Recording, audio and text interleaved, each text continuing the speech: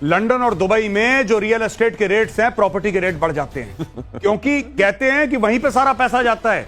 तो अब देखिए पूरी दुनिया चिंतित है कि भाई इतना पैसा वापस, क्योंकि कोई भी इज्जतदार आदमी होगा कर्ज लेगा, उसका पहला टेंशन ये होता है कि मैं वापस कैसे करूंगा। इन भाइयों को कोई टेंशन नहीं है क्योंकि वापस करने की नियत ही नहीं है। जब वापस ही नहीं करना तो आन दो।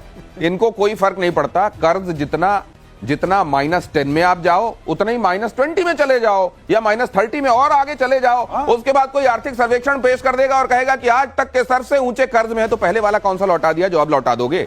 लौटाना नहीं है, लेकिन यह भी एक बड़ी बात है कि ये बता रहे हैं कि हम कर्ज में, शुक्र है ये नहीं कह देते कि हमारे यहां इतनी खुशहाली है कि हमको कभी किसी के सामने हाथ फैलाने की जरूरत नहीं पड़ी। जरा देखिए पाकिस्तान के भीतर गदर की आहट, अगली खबर। 11 जून को रिहा हो सकते हैं इमरान खान। मुनीर और इमरान के बीच जंग और तेज होने के आसार। 2 साल से जेल में बंद हैं इमरान खान। इमरान खान आप कह रहे थे कि बाहर निकलेंगे तो बड़े सारे डायनेमिक्स बदलेंगे जी। अब अगर 11 को ये हो जाता है तो क्या क्या होने वाला है पाकिस्तान में? अगर इमरान खान, मैं आज एक प्रेडिक्शन कर दूं आपकी शो में, अगर इमरान खान जेल से निकल जाता है और ये वापस इमरान खान को कुछ महीने जेल में नहीं डालते और इमरान खान आजाद इंसान की तरह घूम सकता है, अगर पाकिस्तान में, पाकिस्तान की पॉलिटिक्स बदल देगा वो आदमी, कुछ चंद महीनों में बदल देगा। और ये भी मैं बता रहा हूं अमेरिका की तरफ से प्रेशर आया है। ये प्रेशर आया है कि तुमने एक बेगुनाह आदमी को जेल के अंदर डाल रखा है, इसको निकालो। कोई ये गलती ना करे समझने की कि आसिम मुनीर का दिल बदल गया और आसिम मुनीर अच्छा बेहतर इंसान बन गया। वो चोर था, चोर है, चोर रहेगा। Same for the Shahbaz Sharif and Nawaz Sharif, both of them. चोर हैं, चोर रहेंगे। 40 बिलियन दिया है 10 साल में, वो 4 बिलियन लेने के लिए कुछ तो करना पड़ेगा गौरव। बिल्कुल सर, बिल्कुल आप ठीक है। बिल्कुल ये इमरान खान निकल गया तो मैं बता रहा हूं तबाही कर देगा इमरान खान पाकिस्तान के अंदर। लोग सड़कों पे आएंगे और लोग कहेंगे फॉर्म 47 की जितनी भी पैदावार है सबको ऊपर से नीचे सबको उतारो, कुर्सियों पे जो बैठे हैं सबको निकालो। ये क्या है फॉर्म 47? साहब ये फॉर्म 47 ऐसा दिल का दर्द है, मैं आपको बता रहा हूं। बेसिकली क्या है, they have manipulated elections using so called constitutional means. They have manipulated elections. इन्होंने पूरा मैनिपुलेट करा है। पहले इन्होंने इमरान खान के ऊपर दे दनादन FIR, एक में जज ने बोला कि नहीं नॉट गिल्टी, तो दूसरा FIR, दूसरे में नॉट गिल्टी तो 25 और FIR, 200 से ऊपर FIR फाइल कर दी उस आदमी के ऊपर और उसको जेल के अंदर डाल दिया। तो form 47 is a legal means of holding on to power unethically in Pakistan. और इसका बहुत लंबी चीज है, मैं समझाऊंगा, बहुत समय चला जाएगा फॉर्म 47 के चक्कर में। लेकिन Shehbaz Sharif is a form 47 prime minister. Shehbaz Sharif form 47 वाले प्राइम मिनिस्टर है, तो ये सरलीकरण में फिर ये फील्ड मार्शल को क्या कहा जाएगा? 47 वाला field marshal lieutenant general Rajiv Ghai. To the contrast, इधर देखिए क्या हो रहा है। लेफ्टिनेंट जनरल राजीव घई बने deputy chief of army staff strategy. DGMO के पद पर भी बने रहेंगे राजीव घई। सेना के खुफिया एजेंसी के और सेना के बीच में समन्वय के लिए ये नया पद बना है, नया वर्टिकल बना है। राजीव घई उत्तम युद्ध सेवा मेडल से भी सम्मानित हैं। सर इसके मायने क्या हैं? नहीं, इसके मायने हैं कि बहुत बढ़िया चीज है और it's a matter of great honour, it's a matter of great privilege. और इससे ज्यादा क्या ही कह सकते हैं।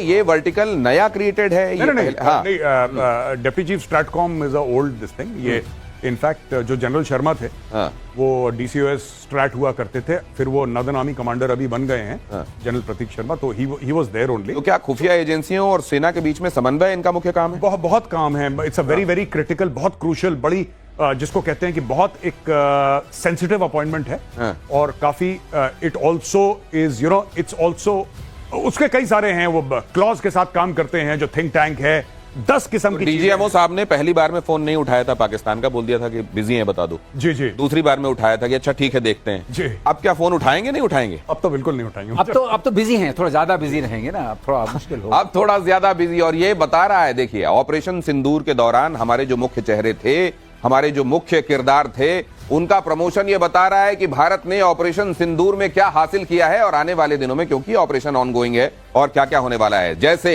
ये होने वाला है, वायुसेना को मिलेंगे 3 मॉडर्न I-STAR एयरक्राफ्ट। इसी महीने रक्षा मंत्रालय की तरफ से खरीद को मिली मंजूरी। प्रोजेक्ट की लागत 10,000 करोड़ रुपए।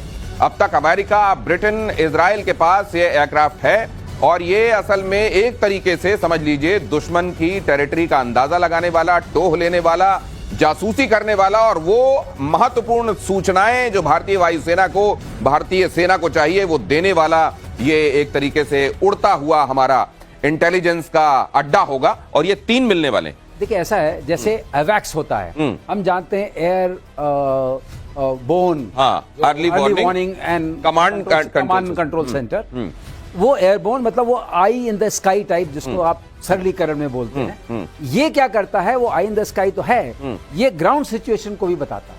अच्छा, और इसमें यूएस में इसका है जे स्टार, अच्छा, आई स्टार कहते हैं, उनका भी आई जे स्टार है। हाँ। और ये आपको जितने ग्राउंड मूवमेंट्स की जो ग्राउंड मैपिंग होती है आपको रियल टाइम इंफॉर्मेशन देगा, जिसकी मदद से आप जो करना चाहते हैं, इसको हम ऑर्डर ऑफ बैटल बोलते हैं, जिस तरह से मासिंग होगी, चाहे टैंक्स की हो, चाहे इन्फेंट्री बटालियंस की हो, चाहे आर्मर्ड कोर की हो, चाहे एयरक्राफ्ट की हो, चाहे मिसाइल्स की हो, चाहे यूएवीज की हो, तब आप उस तरीके से घातक निशाना लगा सकेंगे जैसा कि इस बार हम लोगों ने किया। उसमें ये बहुत मदद करेगा। मतलब ये समझा जाए कि वो जो होता है अवैक्स जो होता है वो मुख्य तौर पर एयर टू एयर के लिए मोस्टली वो एयरफोर्स को ज्यादा जानकारियां उसके लिए मुफीद होता है, एयर सिचुएशन के लिए। और ये जमीन के बारे में भी। और इसको असल में आई स्टार जब आप पढ़ते हैं तो आई स्टैंड्स फॉर इंटेलिजेंस, और हाँ, और इसमें intelligence, surveillance, target acquisition and reconnaissance. Target acquisition, इस बात को मत भूलिएगा। टारगेट एक्विजिशन उसका मेन है लैंड के लिए, एयर टू एयर के लिए है।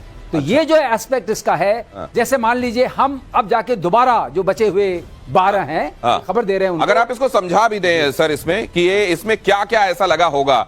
इनफैक्ट इसमें ये थोड़ा फेडेड है, अगर इसमें कुछ आपको समझ में आप देख रहे हैं कॉमेंट मींस कम्युनिकेशन इंटेलिजेंस, ये लाइन ऑफ साइट हो गया। अच्छा, ये इलेक्ट्रो ऑप्टिकल हो गया, ये IR रेडार तो समझ में आ रहा है। LOS क्या है सर? ये LOS हो गया। दैट मींस ये सारी जो आपको लाइन ऑफ साइट के थ्रू मिलेगा, रेडार के थ्रू मिलेगा, कम्युनिकेशन के थ्रू मिलेगा, सैटकॉम के थ्रू मिलेगा, और सिगेंट भी होगा, इलेक्ट्रॉनिक इंटेलिजेंस भी मिलेगा। अच्छा। इस सबको मैप करके, जैसे मान लीजिए आपके नीचे रेडार्स हैं, रेडार्स रेडिएट कर रहे हैं, आपको इन्फॉर्मेशन मिली। एयर डिफेंस बैटरीज है, रेडिएट कर रही है, इन्फॉर्मेशन मिली। ये सैटकॉम मतलब सैटेलाइट कम्युनिकेशन। अच्छा, वो ऊपर से आ रहा है। आपने कमेंट, ये क्या है? Communication intelligence. LOS क्या हुआ sir? Line of site. Line of site, ये 2 दिखाई दे रहे हैं मेरे को, एक सामने की तरफ और यहाँ लाइन ऑफ साइट। ये लाइन ऑफ साइट है। अच्छा, ये लाइन ऑफ साइट का क्या मतलब होता है सर? लाइन ऑफ साइट को जो चीज आप सामने से देख सकते हैं। अच्छा, सामने की तरफ। ओके, विजुअल जो होता है। ओके, और ये क्या हो गया? ये इलेक्ट्रॉनिक इंटेलिजेंस। ओके, और ये हो गया इलेक्ट्रो ऑप्टिक्स एंड IR,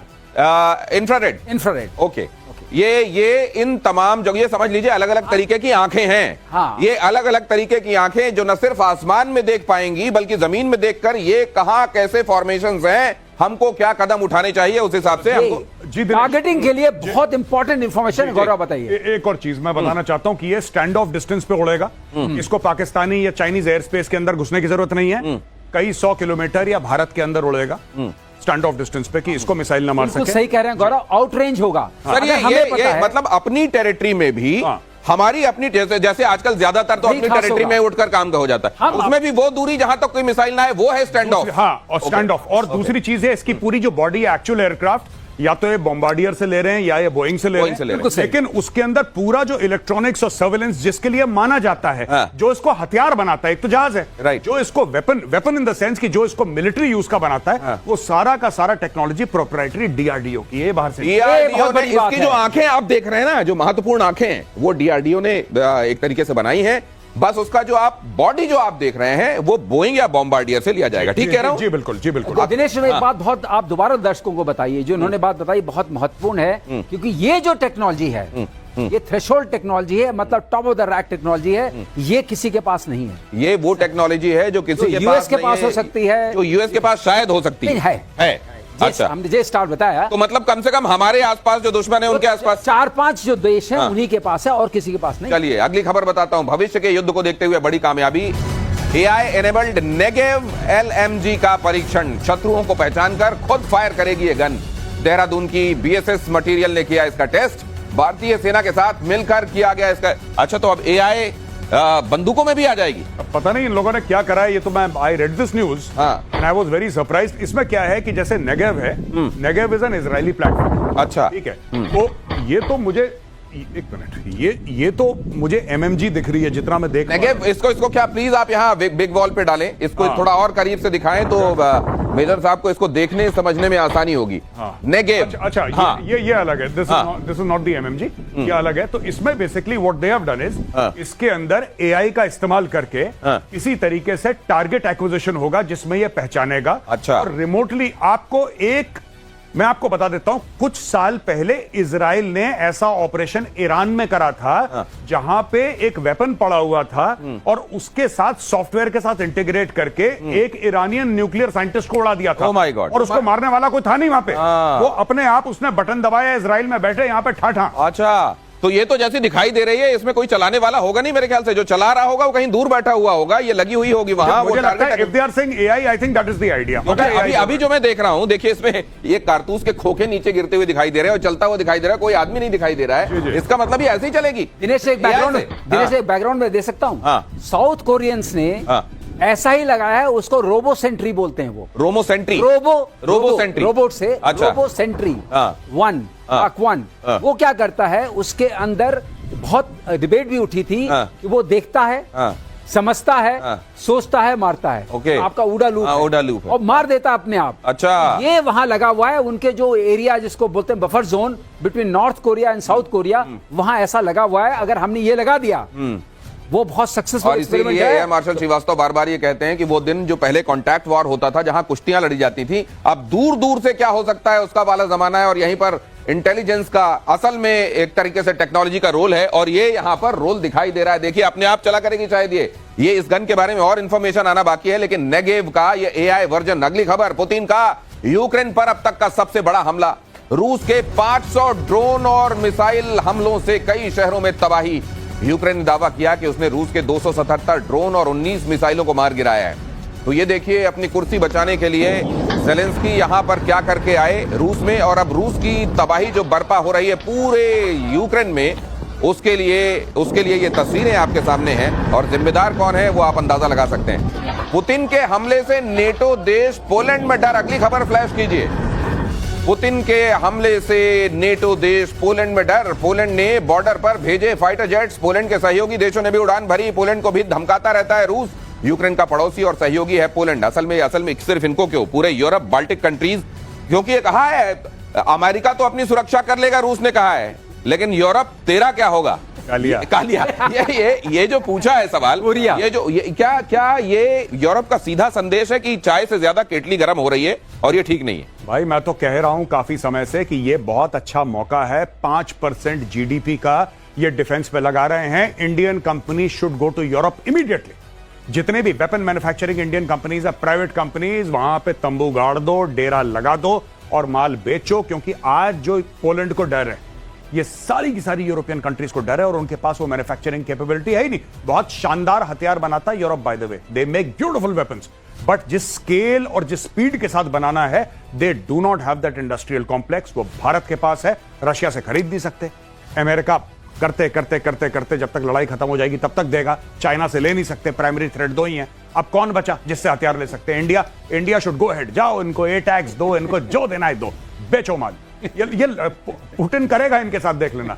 क्योंकि अब ये जो पोलैंड कह रहा है कि हमें डर है, पोलैंड क्यों? फिनलैंड को डर नहीं है, फिनलैंड तो बगल में है। लेकिन मुझे एक बात बताइए, रशिया जब आपका मित्र है, यूरोप में ठीक है अगर इस तरीके से 5% बढ़ गए आप वहां बेच सकते हैं, लेकिन आप ये भी तो ध्यान रखेंगे कि रशिया आपका मित्र है। नहीं, रशिया हमारा मित्र है तो चाइना को हथियार कौन सप्लाई कर रहा है? मतलब पाकिस्तान को दिया। देखिए, Pakistan also has got Russian weapons. ये काफी मुझसे भी सवाल पूछते हैं जब ये कहता हूं बेचो। लोग कहते हैं रूस आपका दोस्त है। बिल्कुल आपका दोस्त है, और मैं बहुत इज्जत करता हूं, I have a lot of love for Russia. पर रशिया को भी हमें बोलना चाहिए कि आप अपने वेपन चाइना को बेचना बंद करें, और आप अपने वेपन पाकिस्तान को बेचना बंद करें। सीधी सी बात है। हम उनको नहीं बेचेंगे जो आपके खिलाफ है, आप उनको मत बेचिए जो हमारे खिलाफ।